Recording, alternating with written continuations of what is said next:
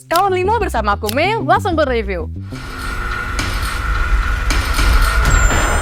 Permisi, amit. Jujur aku skeptis banget sama genre horor komedi ini yang awalnya di pikiran aku itu cringe banget.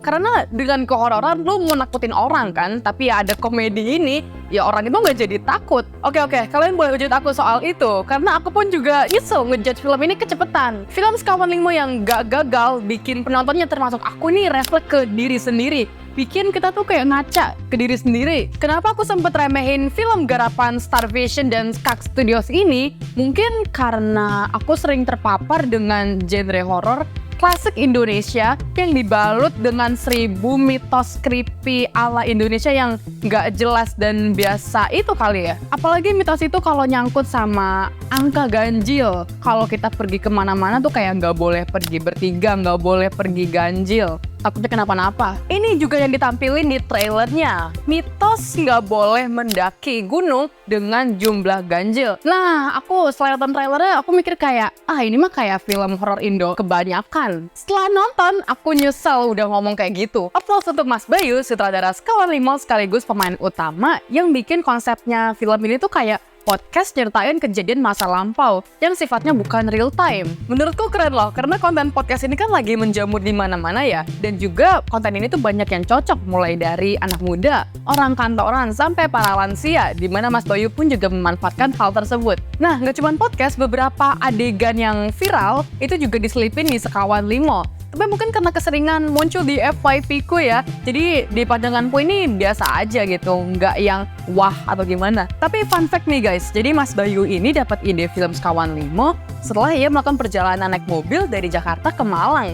Di sepanjang perjalanan, Mas Bayu dengerin tuh podcast horor. Pas dicek ternyata dari sekian banyak cerita horor ya, yang di podcastin itu pendengarnya paling banyak dari pendakian gunung. Lanjut ke apakah VFX selalu menjadi standar film itu bagus atau enggaknya? Tentu saja enggak ya. Biasanya tuh di film horor kan karakter utamanya tuh dikejar sama setan yang pengen balas dendam karena karakter utamanya ini ngelakuin kesalahan. Tapi guys, di Sekawan 5 ya, alhamdulillah setannya ini membuat Sekawan 5 ini ya, kelimanya ini jadi kembali ke jalan yang benar. Sekaligus ngasih reminder ke penonton untuk berdamai dengan masa lalu dan juga hadapin masalah sekecil maupun sebesar apapun. Acting masing-masing karakternya ini udah cocok banget sama pemainnya. Kayak Leni sama Bagas yang mewakilkan anak muda kuliahan mau healing ke gunung. Terus ada juga Juna yang masih kuliah. Diki dan Andrew yang udah lulus kuliah tapi diterpa masalah hidup yang kompleks. Penceritaan background masing-masing karakter ini bisa penonton terima dengan mudah. Ada yang terenyuh,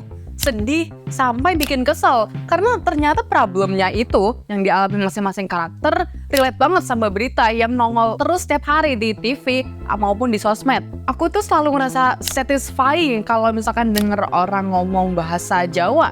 Apalagi guyonan-guyonan konyol kayak di film Sekawan 5 ini. Dimana film ini tuh full bahasa Jawa dari Jawa Timur. Tapi walau full bahasa Jawa, tenang aja guys, ada subtitle bahasa Indonesianya, jadi kamu pun juga tetap bisa ngerti apa yang mereka omongin. Aku mau reminder kalau guyonan atau bercandaan di Sekawan 5 ini banyak yang pakai bahasa kasar dan juga ada sedikit guyonan yang mengarah ke arah dewasa. Sedikit flashback nih, di trailernya itu sebelum masuk ke area Gunung Madyopuronya di bagian loket pengecekan barang, Mas Presa ngomong kalau kita mau nanjak gunung dan jumlahnya ganjil, itu yang satu pasti didemit atau setan. Aku baru nyadar di akhiran filmnya kalau misalkan ternyata tuh kita dikasih clue, beberapa clue di sepanjang filmnya. Siapa imposter dari mereka ini, dari Sekawan 5 ini, siapa didemitnya, siapa imposternya. Jujur aku awal salah nembak sih, tapi clue-clue tersebut juga bukan clue yang berat guys. Kamu gak harus mikir teori ini, teori itu ya, cuma pemanis aja ngelengkapin komedi, drama, sama sedikit horor di film ini. Romance tipis-tipis sih oke lah, gak jadi masalah.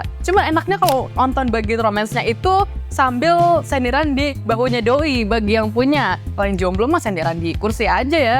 Karena film ini juga bisa mematahkan skeptisan aku ke genre horor komedi, aku mau kasih applause lagi. Aku juga mau tahu pendapat kamu tentang film Sekawan 5, langsung aja komen di bawah. Kalau kamu suka video ini jangan lupa like, share, dan juga subscribe channel ini. Aku Mei, see you in the next video. Dah!